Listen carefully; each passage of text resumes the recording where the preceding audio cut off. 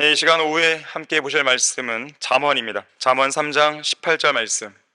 역시 오늘도 오후도 한 구절 보겠습니다. 잠언 3장 18절 말씀입니다.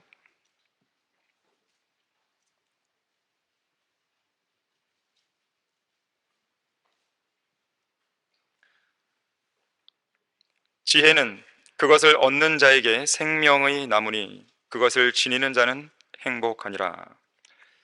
이 생명나무, 그러니까 생명나무라는 표현은 성경에서 6번 나와요. 근데 여기서 말하는 이 생명의 나무는 우리가 창세기에서 봤던 그 생명나무랑 달라요. 실제로 눈에 보이는 이제 나무로서 서 있는 그 생명나무는 성경에서 딱 6번 나오고, 이렇게 생명의 나무, 약간 비유적인 표현으로 쓴 생명의 나무라는 표현은 성경에서 4번 나옵니다. 오늘은 이 생명의 나무에 대해서 설교를 하려고 합니다. 다 같이 기도하겠습니다. 감사하신 하나님 아버지, 오전에 이어 오후에도 아름다운 예배를 드릴 수 있는 모든 환경을 조성시켜서 감사드립니다. 항상 우리의 마음은 주님께로 열려있고 또 저 셋째 하늘로 열려있기를 원합니다. 또 말씀으로 가득 채우길 원합니다. 언제 어디에서 누군가를 만나든지 복음을 전하는데 주저함이 없게 해주시고, 또 우리 안에 있는 소망에 관한 이유를 묻는 사람들에게 성경적으로 정연하게 잘 이야기할 수 있도록 도와주십시오. 그런 놀라운 간증들이, 또 그런 가운데 나타나는 위대한 하나님의 역사가 우리 안에 넘치도록 해주시길 원합니다. 이 시간 말씀에 집중할 때 모든 것을 우리에게 일깨워주실 수 있는 하나님께서 각자에게 필요한 말씀들을 알려주시고, 또 부족한 것이 무엇인지, 또 바로잡을 것이 무엇인지, 또 우리가 더 잘해야 될 것이 무엇인지를 일깨워주실 간구를 드립니다. 마귀의 모든 공격으로부터 보호해 주십시오. 주 예수 그리스도 이름으로 기도했습니다. 아멘. 네 가지 생명의 나무, 네 가지 생명의 나무라는 제목으로 설교하겠습니다. 성경의 마지막 책은 요한계시록이죠. 요한계시록을 우리가 읽고 또 공부하다 보면 참으로 성경은 무한히 순환하는 책이구나, 이것을 알게 됩니다. 창세기부터 요한계시록까지 성경은 계속해서 순환하는 책이에요. 다시 말하자면 요한계시록은 성경의 역사 속에 살고 있는 우리 인간들을 성경의 첫 번째 책인 창세기로 다시 돌아가게 해주고 있습니다. 다시 말하자면 창세기에 등장하는 내용이 요한계시록에서 다시 반복적으로 언급되고 있는 거예요. 몇 가지 예를 들면 이렇습니다. 창세기에서 선과 악의 지식의 나무를 제외하고 에덴 동산의 모든 나무에서 나는 것을 마음대로 값없이 먹을 수 있게 해줬잖아요. 마찬가지로 요한계시록에서도 목마른 자에게 생명수의 샘을 값없이 무료로 제공해주고 있습니다. 또 창세기에서 하나님의 말씀을 삭제하고 첨가하는 그런 변개가 자행되었잖아요. 마찬가지로 요한계시록에서는 말씀들을 삭제하고 첨가하는 자들에게 재앙들이 임한다는 경고가 주어집니다. 또 창세기에서는 에덴 동산이라는 낙원이 상실되었죠. 반면에 요한계시록에서는 바로 그 낙원이 회복이 됩니다. 또 창세기에서는 아벨의 양떼 가운데서 첫 배 새끼들, 그러니까 어린 양이 희생 제물로 죽임을 당했죠. 요한계시록에서는 인류를 구원하기 위해 십자가라는 제단 위에 희생 제물로 피 흘려 죽임당한 어린 양이 등장하죠. 바로 예수 그리스도십니다. 또 창세기 1장 1절에서 태초에 하나님께서 하늘과 땅을 창조하셨느니라, 이 말씀을 보듯이 요한계시록에서도 또 내가 새 하늘과 새 땅을 보니 처음 하늘과 처음 땅은 사라지고 바다도 더 이상 있지 아니하더라, 이 말씀을 보게 되는 거예요. 순환한 책이에요. 그리고 창세기에서 생명나무가 등장했었는데 죄가 들어온 이래로 인류의 역사 속에서 이 생명나무가 사라져버리죠. 하지만 요한계시록에서 죄와 악으로 가득 찬 이 현 세상이 사라지고 새로운 하늘과 땅이 창조되는 영원 시대의 시작과 더불어서 이 생명나무가 요한계시록에 다시 등장하는 것이에요. 흥미롭게도 생명나무라는 이 나무는 창세기에서 3번 나오고 요한계시록에서 3번 나옵니다. 참으로 하나님께서는 위트 있으신 분이에요. 정말 하나님의 말씀을 연구하다 보면 정말 하나님께서는 놀라우신 분이고, 참으로 재미도 있으시고 위트도 있으시고, 참으로 하나님은 많은 것들을 주시고 또 모든 것 중에 모든 것이 되시는 분임을 우리는 알게 되는 것이에요. 성경에 나오는 생명나무는 혼적인 생명이나 영적인 생명과는 무관합니다. 이 생명나무는 육체의 생명을 연장시켜 주는 것과 똑같은 그런 나무예요. 육체의 생명과 직결되어 있습니다. 육체의 생명을 영원히 유지하고 연장시켜주는 초자연적인 나무였습니다. 그래서 죄를 짓고 타락해버린 인류에게는 이 나무가 금지되는 것은 당연한 일이었어요. 죄인이 영원히 산다고 생각해 보세요. 죄의 상태로 영원히 산다고 생각해 보세요. 좋을 것 같습니까? 끔찍한 일입니다. 하나님의 형상을 잃어버린 채로 영이 죽어버린 상태에서 생명나무의 열매를 계속 먹고 육체의 생명을 유지한다면 온 인류는 육체와 죄의 노예로 살게 됐을 것이에요. 영원히 그렇게 살게 되는 것이에요. 그건 저주죠. 그렇게 되었다면 이 땅에는 살아있는 괴물들이 넘쳐날 것입니다. 지금도 많은데 괴물들이 얼마나 더 심하겠어요. 영이 죽은 상태에서 부패하고 썩어가지만 그 생명은 영원히 유지되고 있는 그 육체를 입고 날로 극심해지는 죄와 폭력과 음행과 전쟁과 질병과 태풍과 지진과 기근과 가뭄과 화재와 각종 사건을 계속 마주하면서 그런 자연재해로 인한 극심한 고통 속에 천년 만년 계속 산다는 것이 무슨 의미가 있겠습니까? 생각만 해도 끔찍한 일이에요. 아마 대부분의 사람들이 그런 고통을 그런 고통을 마주하게 되면 아마 다 미쳐버렸을 것입니다. 세상은 진작에 정신병동이 됐을 것이에요. 사실 지금도 정신병동이에요. 누군가가 말했듯이 이 세상은 정신병동이라고 했어요. 레스터 롤로프의 설교자가 그랬는지 모르겠는데 하여튼 그런 말이 있습니다. 아마 더 심한 정신병동이 되었을 것이에요. 러크만 목사님의 설명을 빌자면 모두 다 걸어다니는 마귀들이 되었을 것이다, 그 말을 했습니다. 다시 말하자면 하나님께서는 모든 인류가 제2의 사탄, 제3, 제4, 제5 등등의 그런 사탄이 되는 것을 막으시기 위해서 타락한 인류에게 생명나무를 먹지 못하도록 금하신 거예요. 그 결과 육체의 죽음이라고 하는 자비롭고 은혜로운 선물을 온 인류에게 선사하신 것입니다. 죽음은 일종의 선물이에요. 저주가 아닙니다. 당연히 죄의 삭은 사망이라는 말씀에 의하면 저주죠. 하지만 다른 각도에서 본다면 하나님께서 주신 선물입니다. 자, 그러나 오늘날 인류는 이 육체의 죽음이라고 하는 하나님의 선물을 거부하고 하나님의 뜻을 거슬러서 하나님의 방식이 아닌 인본주의적이고 마귀적인 방식의 생명나무를 만들고 있죠. 생명 연장의 꿈을 실현하려고 하고 있습니다. 특히 기계와의 결합을 통해서 인체의 한계와 약점을 거부하고 극복하고 생명 연장은 물론 불로 불사의 몸을 넘어 인간이 신이 되는 세상을 만들고 있는 거예요.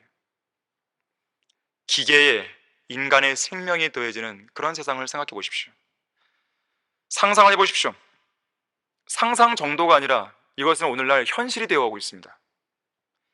계속해서 악으로 치닫는 인간의 사악한 상상과 구상에는 그것을 멈출 수 있는 제동장치가 없어요. 누군가가 멈춰줘야 되는데 그것은 하나님만이 하실 수 있습니다. 18세기 중엽 영국의 산업혁명을 계기로 기계의 생산과 기계를 통한 생산이 일반화되기 시작했습니다.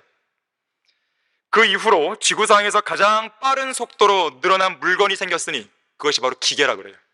혹은 기계 부품들입니다. 지난 100년 동안 생산된 나사못 아시죠? 이 나사못의 그 양이 지구상에 존재하는 모든 개미의 개체수보다 훨씬 더 많다고 그래요. 개미수가 어마어마하거든요.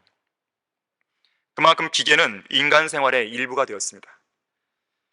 특히나 인조인간, 로봇이죠. 인조인간이 공장에 최초로 도입된 것은 1969년이었어요.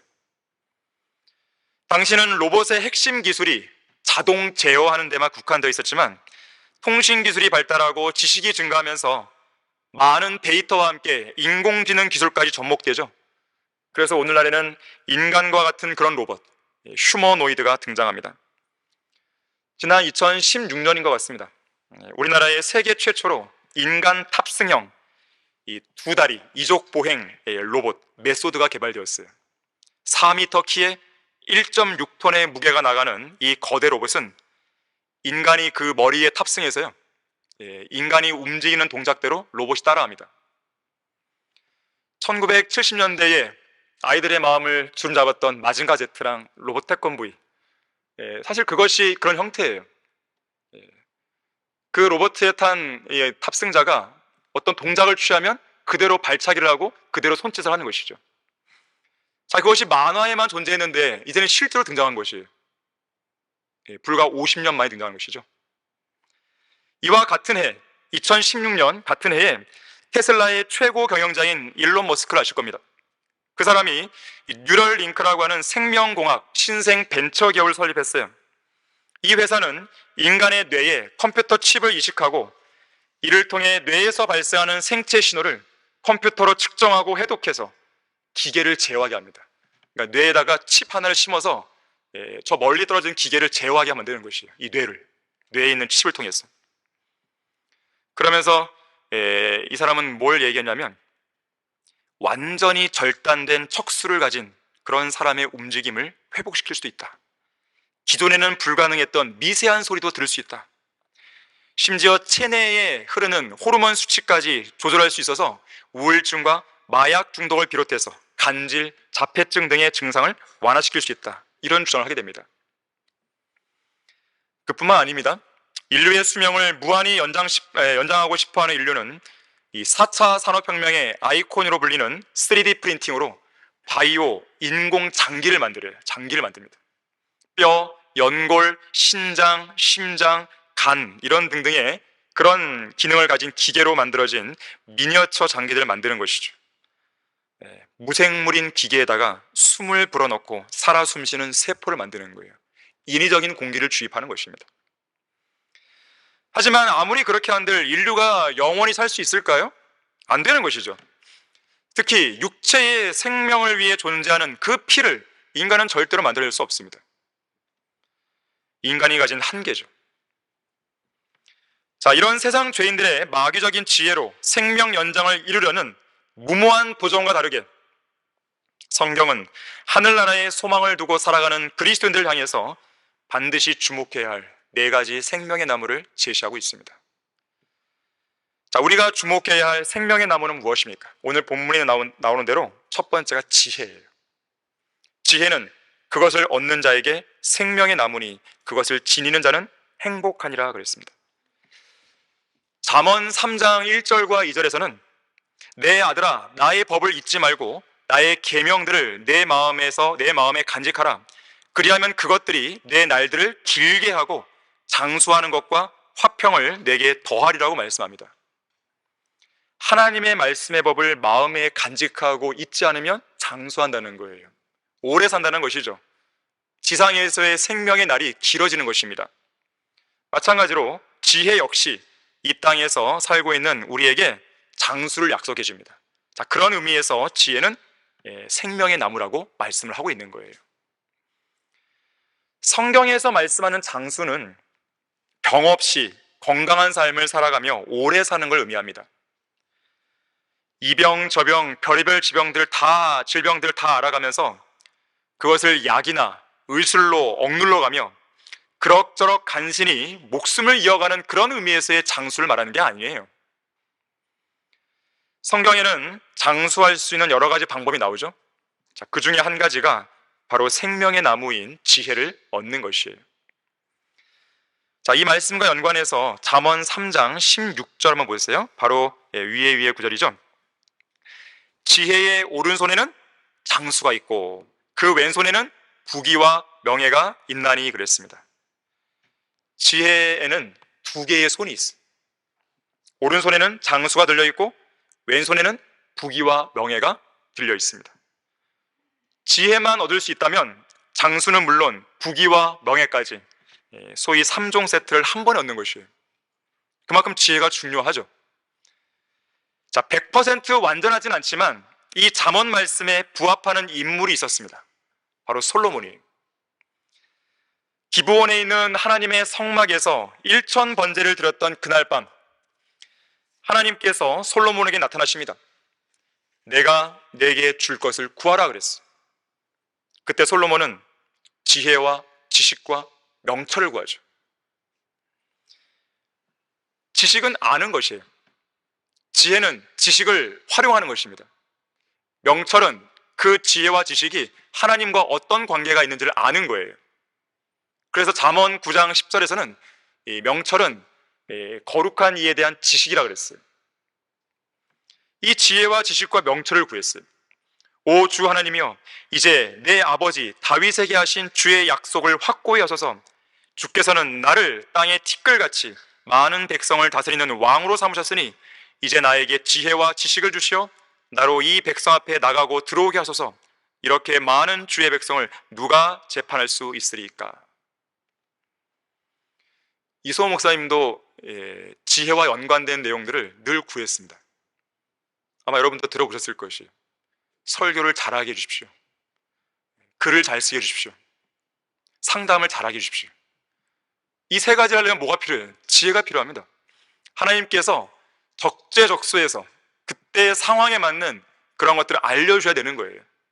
최고의 기도의 제목인 것이죠. 자, 우리 열왕기상 3장 10절 보십시오. 솔로몬이 이러한 기도를 드렸을 때 하나님께서 무척 기뻐해 하셨어요. 열왕기상 3장 10절 보십시오. 하나님께서는 이렇게 말씀하시는데요, 솔로몬이 이것을 구한 그 말이 바로 앞에 있는 내용들이에요. 지혜를 구한 내용입니다. 주를 기쁘시게 한지라. 하나님께서 기뻐하시는 기도예요. 여러분도 지혜를 구하세요. 하나님께 주님 지혜를 주십시오. 주님이 기뻐하시는 거예요. 자, 그래서 하나님께서는 솔로몬에게 지혜와 지식과 명철은 물론 재물, 그러니까 부귀죠. 부귀와 명예도 함께 주십니다. 아까 지혜는 두 개의 손이 있었어요. 그 중에 왼쪽 손, 부귀와 명예가 들려있죠. 이 왼쪽 손을 채워주신 것입니다. 거기 이어지는 11절에서 13절 보세요. 하나님께서 그에게 말씀하시기를 내가 이것을 구하고 자신을 위하여 장수도 구하지 아니하였으며 자신을 위하여 재물도 구하지 아니하고 내 원수의 생명도 구하지 아니하고 오히려 자신을 위하여 재판을 분별할 수 있는 명철을 구하였으니 보라 내가 내 말대로 하였으며 보라 내가 너에게 현명하고 명철한 마음을 주었으니 내 이전에도 너와 같은 자가 없었으며 내 이후에도 너와 같은 자가 일어나지 아니하리라. 내가 또한 내가 구하지 아니한 재물과 명예를 내게 주었으니 내 평생의 왕들 중에 너와 같은 자가 없으리라. 자, 그런데 여기에 보면 한 가지가 빠져 있죠. 지혜의 왼손은 지금 부귀와 명예로 채워졌어요. 주님이 주셨습니다. 하지만 오른손이 여전히 비어 있는 거예요. 이 오른손에는 장수가 채워져야 되는데 그 내용이 이어지는 14절에 나옵니다. 그런데 여기는 조건이 있어요. 그냥 주는 게 아닙니다. 내가 내 아버지 다윗이 행한 것처럼 내 길로 행하여 나의 규례와 나의 명령을 지키면 내가 내 날들을 늘려주리라 하시더라. 장수에 관한 약속이죠. 앞선 부귀와 명예와 다르게 장수와 연관해서는 지혜로만은 안 되는 거예요. 지혜를 구한 것만으로 안 됩니다. 한 가지 조건을 더 제시하신 거예요.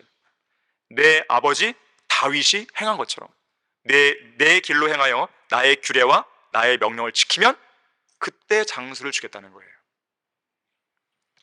부귀와 명예는 지혜를 구했을 때 함께 주어졌지만 장수는 조건적으로 제시됩니다. 하지만 솔로몬은 그의 아버지 다윗이 행한 것처럼 하지 못했습니다. 심지어 율법에서 명령한 왕이 하지 말아야 할 세 가지 금지사항을 어기고 말죠. 말들을 많이 번식시키지 말아라. 아내를 많이 두지 말아라. 은과 금을 크게 늘리지 말아라. 하지만 다 해버리죠, 이거를. 결국 솔로몬은 인생 후반부가 우상 숭배자로 전락합니다. 가장 지혜로웠던 왕이 가장 어리석은 왕이 되어버린 것이에요. 그래서 솔로몬은 일찍 죽습니다. 40대에서 50대 그 사이에 솔로몬은 죽게 됩니다. 장수하지 못한 것이죠. 한편 모든 지혜와 지식과 온갖 부귀 영화와 명예를 얻게 해준 이 위대한 기도를 드리기에 앞서서 솔로몬이 어리석은 왕으로 전락하게 될 조짐이 이미 드러나고 있었어요. 자, 같은 장인데 열왕기상 3장 1절 보십시오. 솔로몬이 이집트 왕 파라오와 인척 관계를 맺고 불길한 조짐이죠. 파라오의 딸을 취하여 그녀를 다윗 성으로 데려와서 자신의 궁과 주의 전과 예루살렘 주위의 성벽의 건축이 마칠 때까지 두었더라. 바로 이것이 배교의 씨앗이 된 것입니다. 나중에 가면요, 많은 타국 여인들을 아내로 맞아들여요. 그것뿐만 아니라 그 아내들이 섬기는 우상들을 숭배하게 되잖아요. 여러분, 솔로몬은 회개했다는 내용이 없어요. 우리의 마음을 씁쓸하게 하는 대목입니다. 잠언, 전도서, 솔로몬의 노래, 성경을 기록한 인물 아니에요. 하나님께서 가장 지혜롭게 해준 인물 아닙니까?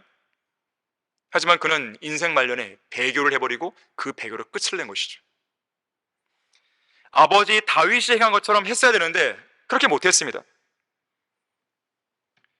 그래서 이 잠언 28장 9절에서는요, 율법을 듣는 데서 귀를 돌이키는 자는 그의 기도마저도 가증한 것이 되리라 그랬어요. 기도는 100점짜리 기도였지만 율법의 명령을 듣고 지키는 데 있어서는 솔로몬은 빵점이었던 것이죠. 그가 기록한 잠언대로 하지도 않은 거잖아요. 하늘나라의 시민권을 가지고 살아가는 그리스도인이 주목해야 할 생명의 나무, 자, 두 번째는요, 의로운 자의 열매가 생명의 나무입니다. 우리 잠언 11장 30절 보겠습니다.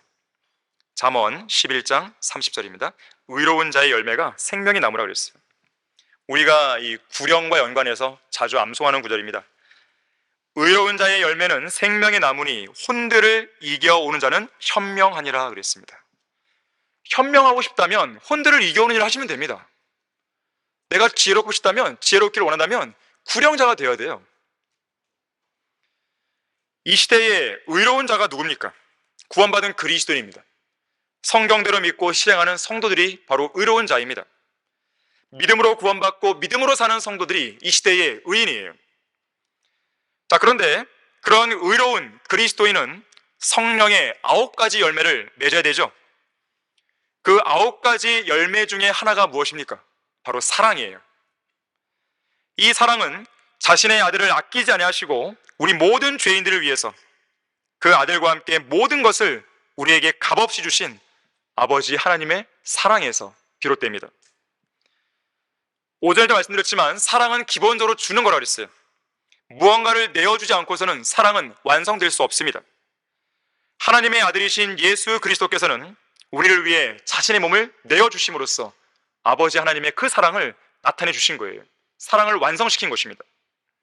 그런데 그 사랑이 지금 우리 마음속에서 우리를 강권하고 있어요. 강력하게 권하는 것이죠. 어떻게 권하고 있는 것입니까? 우리 그리스도인들로 하여금 죄인들에게 복음을 전파하도록 우리를 길거리로 내모는 것이죠. 공원으로, 기차역으로, 도시 근교로, 산간마을로, 농어촌 마을로, 지방으로, 읍내 구석구석으로, 심지어 전 세계 오지로 그리스도의 사랑이 우리를 나가도록 계속해서 강권하고 있는 것이죠. 물론 구령은 의무입니다. 그리스도인의 의무예요. 다 마땅히 해야 될 일입니다. 하지만 우리가 의무만으로는 그 일을 할 수 없어요. 그건 한계에 봉착하게 되어 있습니다. 그리스도의 사랑이 우리 안에서 강권을 해야 돼요. 그리스도의 사랑이 우리를 강권해야 우리는 구령의 열정으로 넘쳐날 수 있습니다. 어느 순간까지는 의무감으로 하겠죠. 하지만 그 이상을 못 넘어서는 것이에요. 그리고 다시 좌절하고 마는 것이죠.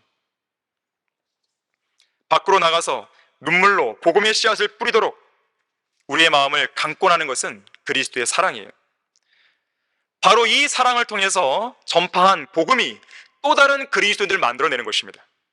그래서 의로운 자의 열매가 생명의 나무인 거예요. 생명은 새로운 생명을 낳게 되어 있습니다. 영원한 생명을 소유한 그리스도인이 생명의 복음을 전파하는 생명의 나무가 되어서 또 다른 영원한 생명을 소유한 생명의 나무를 만들어내는 것이죠. 하나의 나무를 심는 것이에요. 우리가 죄인 하나를 구령하면 생명의 나무 한 그루를 심는 거예요. 4월 5일 식목일 날만 나무 심지 말고 우리는 매일 매순간 복음 전파를 통해서 언제 어디에서라도 장소에 관계없이 도시에 심든지 농촌에 심든지 어촌에 심든지 아니면 바닷가 한복판에서 심든지 아니면 목욕탕에서 심든지 찜질방에서 심든지 어느 곳에서라도 우리는 나무 한 그루를 심어야 되는 것이에요. 복음을 전파하는 것은 우리가 마땅히 해야 될 의무인 것입니다. 누군가가 그랬죠. 내일 지구가 멸망하더라도 나는 오늘 한 그루의 사과나무를 심겠다. 우리는 그 말을 바꿔야 돼요. 내일 주님께서 오시는 한이 있더라도 나는 오늘 한 그루의 생명의 나무를 심겠다. 이러한 자세가 되어야 되는 것입니다. 지난 세기의 가장 위대한 구령자들로는 빌리 선데이, D.L. 무디, R.A. 토레이, 찰스 피니드 있었죠. 또 구령하는 위대한 선교사들로는 윌리엄 캐리, C.T. 스터드, 조지 패튼, 아도니람 저드슨, 허리슨 테일러, 데이비드 브레이너 등이 있었죠. 여러분들은 그런 사람들의 전기를 읽으면서 어떤 생각이 드십니까? 복음을 전파하고자 하는 열정이 막 오릅니까? 그것이 나와야 되는 것이에요. 여러분 기회가 되시면 이런 사람들의 전기를 반드시 읽으세요. 최소 10권 이상 읽으십시오. 어느 하나를 딱 잡아갖고 이것만 읽으시는 거예요. 도전을 받으실 필요가 있습니다. 물론 우리는 D.L. 무디나 빌리 선데이처럼 수백만 명의 죄인을 예수 그리스도께로 이겨오지 못할 수 있습니다. 윌리엄 부스 장군이나 찰스 스펄전처럼 수천 명의 죄인을 주님께로 이겨오지 못할 수 있어요. 하지만 우리는 신실하게 복음을 가지고 밖으로 나갈 수 있습니다. 나갈 수 있잖아요. 반드시 너는 구령해와. 주님께서 그런 말씀 하신 적이 없습니다. 구령하러 나가, 복음을 전파해, 이 명령을 주셨죠. 우리는 거리에서 외칠 수 있습니다. 개인적으로 성경을 짚어가며 복음을 전파할 수 있습니다. 우리가 그 일을 신실하게 행하면 수천 명은 못 이겨오더라도 한 명 정도는 못 이겨오겠습니까? 2명 못 이겨오겠습니까? 10명 못 이겨오겠어요? 할 수 있는 것이에요. 낚시하는 사람들이 매번 대어를 낚나요? 매번 그물을 물고기로 꽉꽉 채워서 돌아오나요? 어떤 날은 허탕도 치죠. 어떤 날은 피레미 새끼 하나만 잡기도 하죠. 하지만 어떤 날은 큰 대어를 낚기도 하는 것입니다. 중요한 것은 어떤 물고기를 낚든지 몇 마리를 낚든지 그게 중요한 게 아니에요. 물고기를 낚으러 나갔냐 이거예요. 나갔냐 이거예요. 복음을 전파하기 위해서 입을 열었냐 이거예요. 조날 라이스 박사는 구령하지 않는 죄를 7가지로 설명했어요. 첫 번째는 예수 그리스도께서 우리에게 지상 명령을 주셨잖아요. 복음을 전파하라는, 말씀을 가르치라는 그 명령에 대한 불순종입니다. 두 번째는 예수님을 사랑하지 않는 거예요. 주님을 사랑하면 뭘 하게 돼 있습니까? 주님의 계명을 지키게 돼 있습니다. 내가 사랑하는 사람의 말을 듣지 사랑하지 않는 사람의 말을 듣겠습니까? 내가 사랑한다면 그 계명을 지키게 돼 있습니다. 자, 복음을 전하지 않고 있다? 그것은 주님을 사랑하지 않는 것이죠. 세 번째, 그리스도를 따르지 않는 거예요. 십자가를 지고 나를 따라오라 했는데, 내가 너를 사람 낚는 어부로 되게 하겠다고 했는데 따라오지 않는 것이죠. 버티는 것이죠. 네 번째, 그리스도 안에 거하지 않는 죄예요. 그리스도 안에 거하게 되면 말씀을 전하러 가게 돼 있습니다. 그리고 그에 따른 열매를 맺게 돼 있어요. 하지만 내가 그리스도 안에 거하지 않기 때문에 그 일을 안 하는 것이죠. 다섯 번째는 눈이 멀어서 멀리 내다보지 못하는 바보들의 어리석은 짓입니다. 뭘 내다보지 못하는 것입니까? 그리스도의 심판석에서 받을 자랑의 멸망을 내다보지 못하는 거예요. 여섯 번째는 하나님을 신뢰하지 못하는 죄입니다. 자, 마지막 7번째가 가장 중요한데 1급 살인죄예요. 영적인 생명을 살려야 할 생명의 나무가 영적 살인을 자행하는 죽음의 나무가 되어서는 안 되죠. 의사는 육체의 생명을 살리지만 구령자는 혼의 생명을 살립니다. 소방관은 육체의 생명을 뜨거운 불길에서 구해내지만 복음 전파자는 혼의 생명을 지옥의 영원한 불길에서 건져내는 것이에요. 누가 더 훌륭한 일을 하는 것입니까? 구령자예요, 구령자. 그리스도인들의 배교는 보통 2가지 형태로 진행돼요. 첫 번째는 성경을 변개시킬 때 그래요. 두 번째는 복음을 전파하지 않을 때 배교가 진행됩니다. 어떻게 해서든지 복음을 증거하고 구령하면서 바른 성경을 사용하는 복음주의적인 그리스도인들은 성경이 명령하는 말씀을 자신들이 살고 있는 터전과 나라에서 실천하려고 노력합니다. 어떻게 해서든지 복음을 전하려고 노력하는 거예요. 그러면 그 배교는, 그 나라의 배교는 저지될 수밖에 없는 거예요. 자, 이 땅에 아직도 희망이 있는 것은요, 여기에 앉아 계신 구령자들이 있기 때문에 그렇습니다. 이 땅에 성경들을 믿고 시행하려는 그런 구령자들이 있기 때문에 이 나라는 아직 희망을 가질 수 있는 거예요. 하지만 그렇지 않은 교회들, 그런 교회들이 포진되어 있는 그런 지역들, 그것은 희망이 없습니다. 또한 그러한 교회들로 가득 찬 나라는 정말 희망이 없는 거예요. 하늘나라의 시민권을 가지고 살아가는 그리스도인이 주목해야 할 생명의 나무 세 번째는요, 건전한 혀가 생명의 나무예요. 건전한 혀. 우리 잠언 15장 4절 보겠습니다. 혀를 잘 사용해야 되죠. 잠언 15장 4절에서 건전한 혀는 생명의 나무이나 그 안에 있는 패역함은 영 안의 틈이니라 그랬습니다. 그 사람의 인격을 시험해 보려면 어떻게 또 무슨 말을 하는지 보면 알아요. 말은, 그 혀는 그 사람의 인격을 시험해 볼 수 있는 최상의 시금석입니다. 말에 실수를 하지 않는 사람은 자신의 몸을 제어할 수 있는 온전한 사람이죠. 자기를 제어하기 어렵다면요, 입을 안 여는 게 좋아요. 말에 실수하지 않는다는 것은 여러분이 오해하시면 안 됩니다. 하나님께서 옳지 않다고 여기시는 것에서 입을 다문다는 말이죠. 세상 사람들이 듣기 싫어하는 말을 입 밖에 내지 않는다, 그런 말이 아닙니다. 우리는 세상 죄인들이 죄를 싫어한다고 해서, 지옥을 싫어한다고 해서 입을 다물면 어떻게 되겠습니까? 그거는 건전한 혀가 아니에요. 그리스도인은 하나님께서 판단하시는 그 기준으로 세상과 세상의 일들을 판단해야 됩니다. 죄에 대해서 분명하게 죄라고 말할 수 있어야 돼요. 심판과 정죄에 대해서, 영원한 지옥의 형벌에 대해서 분명하게 말을 해야 됩니다. 그리스도인은 하나님께서 기뻐하시는 대로 혀를 사용해야 됩니다. 하지만 혀를 잘못 사용하면 엄청난 비극이 일어납니다. 야고보서 3장 5절과 6절은 그 위험성에 대해 이렇게 경고합니다.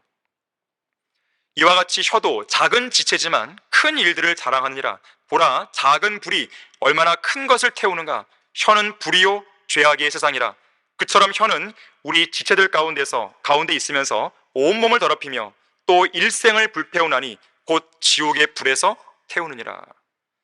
혀가 온몸을 더럽히고 우리의 일생을 불태우고 또 지옥불에서 태운다 그랬어요. 사람을 죄악으로 인도하고 더럽히고 파멸시키는 것이 혀가 될 수 있는 것입니다. 혀는 일생을 불태워요. 여기서 말하는 일생이란 거듭나지 않은 자연인들, 구원받지 않은 그런 자연인들의 일생을 말합니다. 하나님의 말씀으로 결코 통제가 되지 않는 그런 사람들의 생애를 말해요. 불은 당연히 지옥불이겠죠. 혀를 잘못 놀리면 지옥불의 심판을 받을 수도 있습니다. 예를 들면 이런 거예요. 자신의 혀로 예수 그리스도를 주라 고백하지 않고 복음을 거부하면 그 일생을 지옥불에서 태우게 되는 것입니다. 결국 지옥 가는 것이죠. 사람이 말하는 어떠한 빈말이라도 심판날에는 그에 관하여 설명한다고 그랬습니다. 입을 잘못 놀리면 안 되는 것입니다. 혀를 잘못 놀리면 안 되는 것이에요. 반드시 하나님께서는 심판날에 그 사람이 혀로 말한 그것에 대해서 심판하시는 것이에요. 특히 건전하지 못한 혀는 죽이는 독이 가득해요. 사람을 죽일 수 있는 아주 치명적인 독소가 있습니다. 길들지 않은 혀는 억제할 수 없는 악이에요. 죽이는 독이 가득합니다. 험담하는 혀, 아부하는 혀, 아첨하는 혀, 모두 다 사람을 죽이는 독이에요. 술 취한 사람의 혀에서 나오는 말, 화를 내는 사람의 혀에서 나오는 말, 화를 불러일으키는 사람의 그 혀, 모두 다 사람을 죽이는 독입니다. 때로는 화를 내는 것도 잘못된 것이지만 화를 유발시키는 것도 잘못된 것이죠. 둘 다 그 혀는 죽이는 독이 가득한 거예요. 마음속에 독한 시기와 다툼이 있으면 차라리 입을 다물어야 됩니다. 내가 지금 성령으로 충만하지 않은 것 같다, 그러면 입을 열지 말으세요. 입을 다물어야 됩니다. 누군가가 이렇게 말했어요. 많은 입은 남을 해치는데 돌을 뜨게 하고 나무를 가라앉게도 한다. 사람의 화근은 입에서 생긴다. 병은 입으로 들어온다. 모든 시비는 말이 많은 데서 생긴다. 입은 사람에게 상처를 입히는 도끼와 같다. 말이 꿀같이 달콤하면 뱃속에 칼이 있다. 함부로 말하지 말라. 담벼락에도 귀가 있다. 입을 병처럼 지키고 뜻을 성처럼 지켜라. 알지 못하면서 말하는 것은 무식을 드러내는 것이고 알면서도 말하지 않는 것은 불충이다 그랬어요. 다윗도 혀의 무서움을 알았어요. 그래서 시편 39편 1절에서 3절에 이렇게 고백합니다. 나는 나의 길을 조심하여 내 혀로 죄짓지 아니하리라. 악인이 내 앞에 있는 동안 나는 내 입에 재갈을 물리리라.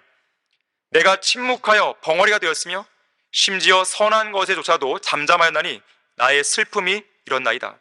내 마음이 내 안에서 뜨거워 내가 묵상할 동안 그 불이 탔으니 그때 내가 내 혀로 말하였나이다. 혀를 사용할 때와 사용하지 말아야 할 때를 안 것이죠. 내 마음에 진리의 말씀으로 막 불이 탄단 말이에요. 그때는 입을 열고 얘기를 해야 되죠. 바로 그러한 혀를 가리켜 건전한 혀라고 말하는 거예요. 하지만 재갈을 물려야 될 때가 있는 거예요. 재갈을 물려야 될 때 그 물리지 않게 되면 쓸데없는 말이 나옴으로써 그건 독소가 되어 사람들을 죽이게 되는 것이죠.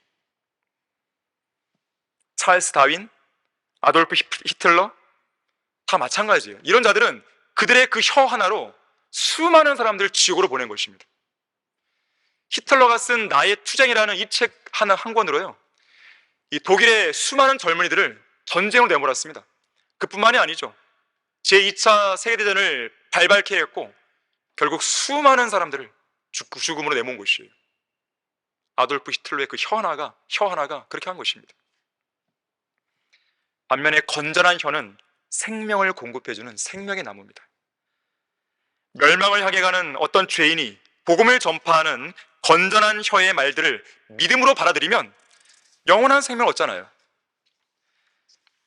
이와 비슷한 말씀이 잠언 여러 군데에서 나오는데 잠언 10장 20절에서는 의인의 혀는 순은과 같다 그랬어요. 순은. 성경에서 은은 구속의 값이죠. 누군가를 구속할 때 쓰는 값입니다. 예수 그리스도의 위대한 구속을 이야기하는 것이죠. 예수 그리스도의 위대한 구속 사역을 전파하는 그 의인의 혀는 죄인들을 구속해주는 순은으로 활용될 수 있는 거예요. 값어치가 있는 것이죠. 복음을 전파하는 건전한 혀를 가져보세요. 여러분은 순은을 하나 가진 거예요. 잠언 12장 18절에서는요, 현명한 자의 혀는 병을 고친다 그랬어요. 하나님의 말씀으로 여러분의 혀를 단련시켜 보세요. 그러면 그 혀가 낙심한 자들에게 위로를 줍니다. 그 혀가 용기를 잃은 자들에게 힘을 공급해줘요. 죽어가는 사람들에게 그 자리에서 일어날 수 있는 능력을 줍니다. 바로 그 혀가 병든 자를 일으키기도 하는 것이에요. 힘을 내게 하는 것이에요. 소망을 갖게 하는 것입니다. 그러한 혀를 가질 수 있어야 되는 것이죠. 하늘나라의 시민권을 가지고 살아가는 그리스도인이 주목해야 할 생명의 나무가 있는데, 마지막 네 번째로 소망이 이루어지는 것이 생명의 나무입니다. 소망 그 자체로는 생명의 나무가 될 수는 없어요. 소망이 이루어질 때 그것이 생명의 나무입니다. 우리 잠언 13장 12절 보겠습니다. 잠언 13장 12절 보시면, 소망이 늦춰지면 마음을 상하게 하거니와 소망이 이루어지면 그것은 생명의 나무니라 그랬습니다. 자신의 간절한 소망이 늦게 이루어지고 계속 지체되는 것 같으면 마음이 상하죠. 불량식품을 먹고 싶어하는 것이 아이들의 본성이죠. 그런 아이들에게 안 돼! 라고 하면 이 아이들은 곧바로 마음이 상해버리죠. 심지어 이 아이는 엄청나게 실망할 거고요, 더 심하면 눈물이 납니다. 더 심하면 길바닥에 누워서 떼를 쓰죠. 구원받은 우리 그리스도인들의 소망이 무엇입니까? 이 지긋지긋한 세상에서 천년만년 사는 것입니까? 세상에서 하고 싶은 거 다 하는 것입니까? 돈을 많이 버는 것입니까? 좋은 대학 가고 좋은 직장에 취직하는 것입니까? 아니죠. 구주이신 주님께서 속히 오시는 것이죠. 이런 일들을 증거하신 분이 말씀하시기를 반드시 내가 속히 오리라 하시니라. 아멘. 그러옵니다. 주 예수여 오시옵소서 그랬어요. 그 복된 소망, 곧 위대한 하나님이신 우리 구주 예수 그리스도의 영광스러운 나타나심을 기다리게 하셨다라고 디도서 2장 13절은 말합니다. 건강한 사람일지라도요, 그리스도인이라면 최소한 병 하나를 갖고 있습니다. 향수병이에요. 하늘의 본향을 향한 간절한 그리움에 지독한 향수병에 우리는 걸려있는 것입니다. 주님께서 공중으로 오시는 그 일을 조금 더 지체하고 계신다는 그 사실은 우리의 마음을 너무나 속상하게 만듭니다. 속상 안 하십니까? 속상하시죠? 예전에 그 이성호 목사님께서 펜사콜라 방문했을 때 럭하 목사님이 그 말씀하셨다는 거예요. 대뜸 나는 작년에 주님이 안 오신 것이 너무 속상하다고, 어젯밤에 안 오신 것이 너무 속상하다고. 그거는 이 세상 사람들이, 세상적인 그리스도인들이 그 말을 이해하겠습니까? 이 사람 무슨 말 하는 거야 도대체? 그러겠죠.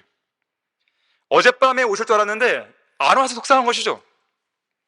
아니 오늘 아침에라도 오실 줄 알았는데 안 오셔서 너무나 속상한 것이죠. 사도 바울이 뭐라고 그랬습니까? 오 나는 비참한 사람이로다. 누가 이 사망의 몸에서 나를 구해낼 것인가 그랬어요. 사실 우리 모두는 지쳐 있습니다. 무엇 때문에 지쳐 있는 것입니까? 바울도 고백했듯이 그리하여 내가 한 법을 발견하노니 그것은 내가 선을 행하고자 할 때 악이 나와 함께 있기 때문입니다. 우리는 육신의 몸을 입고 있단 말이에요. 이 육신의 몸과 싸우는 그 영적 전쟁으로 우리는 지쳐 있는 거예요. 빨리 끝내고 싶은데 내가 내 목숨을 끊을 수 없잖아요. 그건 또 하나의 죄이기 때문에. 어느 위대한 목사가 고백한 것처럼 우리 모두는 기도하면서도 죄를 지어요. 복음을 전파하면서도 죄를 생각합니다. 회개하는 그 순간에도 죄로 물든 그 회개에 대한 또 하나의 회개가 필요한 것이에요. 두 눈에서 흘러내리는 눈물조차 예수 그리스도의 피로 씻기지 않으면 안 되는 거예요. 우리가 지극히 거룩하고 지극히 성결하다고 느끼는 그 순간에도 우리 안에는 여전히 죄와 악이 토사리고 있습니다. 우리가 옷 입고 있는 이 육신은 계속해서 나를 괴롭히는 것이죠. 나를 지치게 만듭니다. 나의 가장 큰 적이고 가장 큰 골칫덩어리예요. 우리 인생에서 항상 말썽을 일으키는 장본인입니다. 아무리 육신을 향해서 너 좀 그만해 이렇게 외치고 주먹을 내두르고 발길질을 해도 그 기세를 수그러들지 않는 것이죠. 우리의 육신만 바라보면 속수무책입니다. 모든 노력이 무용지물이고 힘이 빠지고 속이 상하는 것이죠. 오 나는 비참한 사람이로다. 누가 이 사망의 몸에서 나를 구할 것인가? 주님이 빨리 오셔야 되는 것이에요. 이 세상에서 이 육신을 통해 더 험한 꼴을 보기 전에, 더 실망하기 전에, 더 좌절하기 전에 주님이 빨리 오셔서 이 사망의 몸에서 하루속히 우리를 구해내시면 좋겠다는 것이죠.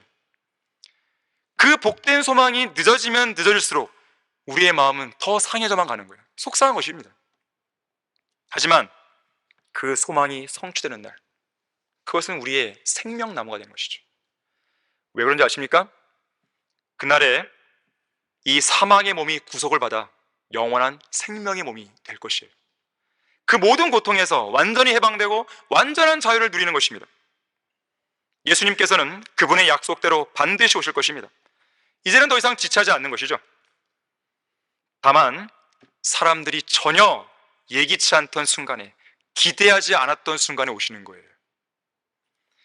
물론 항상 예수님을 기다려왔던 성도에게는 그날이 도둑같이 덮치지 않을 것입니다. 즐겁고 기쁜 환희의 날이 될 것이에요. 오늘이군요, 지금이군요, 이렇게 외치겠죠. 하지만 성도로서 그렇게 간절히 기다리지 않았던 사람에게는 너무 갑작스러운 순간이 될 것이에요. 아예 삶 자체가 엉망이었던 성도에게는 너무나 당혹스러울 것이에요. 구원받지 않은 죄인들에게는 충격적인 날이 될 것입니다. 자, 우리에게는 갑작스럽거나 당혹스러운 날이 되어서는 안 됩니다. 그야말로 즐겁고 기쁘고 환호성을 지르는 날이 되어야 되는 것이죠. 휴가 될 때 환호성을 지르며 올라가야 되지, 이게 도대체 무슨 일이야 이렇게 올라가면 안 되죠. 휴거라는 말 속에는 환희가 있어요. 환희예요. 랩처란 말이 환희입니다. 이 기쁨은 세상에서 누릴 수 있는 그 어떤 기쁨과도 비교가 안 되는 극도의 전율입니다. 세상 사람들에게는 잃어버린 국가를 되찾는 그 광복이 가장 큰 환희일지 모르지만 우리에게는 영원한 본향을 찾아가는 그날이 가장 큰 환희입니다. 우리는 그날을 간절히 기다리는 것이죠. 간절한 소망이 성취되는 것이야말로 우리 모두의 생명의 나무가 되는 것이에요. 자, 결론을 맺겠습니다. 성경은 인간들의 방식이 아닌 하나님의 방식으로 인류가 영원한 생명을 얻을 수 있는 가장 쉬운 방법을 제시하고 있어요. 예수 그리스도를 믿는 것이에요. 예수 그리스도의 피를 신뢰하면 되는 것입니다. 영원한 불못에서 영원히 고통을 받아야 할 혼이 구원받게 되는 그 단순한 방법, 그 길을 내가 믿는 것이죠. 구원받게 되면 죽었던 영이 살아나죠. 우리의 혼이 구원받죠. 구원이 영원히 보장되죠. 그뿐만이 아닙니다. 생명 연장의 꿈? 연장 정도가 아니죠. 완전히 영원한 생명의 몸을 입게 되는 것이에요. 죄도 없고 질병도 없고 죽음도 없고 고통도 없고 자연재해에도 끄떡없는 시공간을 초월하는 영원한 몸을 갖게 되는 것이죠. 이 영원한 몸은 굳이 생명나무를 먹지 않아도 영원히 살 수 있는 몸입니다. 이거는 그리스도인들에게 주어진 특권이에요. 다른 시대에 구원받은 사람들은요, 육체의 생명을 유지하기 위해서 생명나무를 영원시대에 계속 먹어야 됩니다. 그래서 요한계시록에는 생명나무가 나오는 거예요. 다시 등장하는 것입니다. 하지만 우리는 필요 없어요. 그러면 우리는 생명나무 먹으면 안 됩니까? 먹어도 됩니다. 안 먹어도 문제 없어요. 이미 영원한 생명 몸을 갖기 때문에 그렇습니다. 장차 저 공중으로 예수 그리스도께서 오셔서 우리의 이름을 부르시면 우리의 천한 몸을 주님의 영광스러운 몸처럼 변모시킬 것입니다. 우리가 그 재림의 약속을 생각하고 또 생각하면 우리가 간절히 기다리는 그 소망을 마음속에 떠올리고 또 떠올리면 우리 안에 잠들었던 생명이 다시 깨어나는 걸 경험합니다. 위축되었던 생명이 활짝 피어나고 죽었던 생명이 다시 살아난 것을 경험하는 것이에요. 그래서 우리 그리스도인들은 어떤 상황에서도 염려하거나 불안해하거나 포기하거나 그렇게 하지 않습니다. 하나님을 믿어야 되는 것이죠. 하나님께서는 신실하신 분이세요. 정직하시고 절대 변하지 않으시고 약속을 반드시 지키시는 분입니다. 하나님께서는 그분의 신실하심에 따라 우리의 모든 필요를 채워주시고 그리스도를 통하여 모든 것을 할 수 있도록 인도해 주시고 항상 우리를 도와주시는 분이에요. 하나님께서는 불가능한 것을 가능하게 해줄 거라고 약속하셨습니다. 새로운 마음과 정직하고 담대한 마음, 부드럽고 용서하는 마음, 그 마음도 주겠다고 약속하셨어요. 언제라도 예수 그리스도의 피를 의지하면 죄들을 용서해 주겠다고 약속했습니다. 성령의 열매를 약속했고 평안을 약속했고 능력과 사랑과 건전한 생각의 영을 약속했고 우리를 두려움과 고난 가운데서 건져내겠다고 약속하셨어요. 지혜를 약속했고 시험에서 건지겠다고 약속하셨어요. 건강과 치유를 약속하셨고 위험과 해로움으로부터 보호해 주겠다고 약속하셨습니다. 자, 마지막으로 무엇보다도 하나님께서는 우리에게 영원한 생명을 약속하셨어요. 자, 우리 안에는 영생이 주어져 있습니다. 영원한 생명의 나무 한 그루가 우리 안에 있는 거예요. 복된 소망이신 예수 그리스도의 다시 오심을 고대하는 소망 속에서 자기 안에 있는 생명의 나무를 계속 꽃피우고 열매를 맺는 여러분 모두가 되기를 바라겠습니다. 다 같이 기도하겠습니다. 감사하신 하나님 아버지, 저희들에게 영원한 생명을 허락해 주셔서 감사합니다. 우리는 이 땅에 살면서 우울할 이유도 없고 불행할 이유도 없고 또 슬퍼할 이유도 좌절할 이유도 없습니다. 영원한 생명을 가진 자에게 또 복된 소망을 가진 자에게 그러한 것이 무슨 의미가 있겠습니까? 우리는 주님 안에서 늘 강할 수 있고 평안을 유지할 수 있고 또 소망을 유지할 수 있습니다.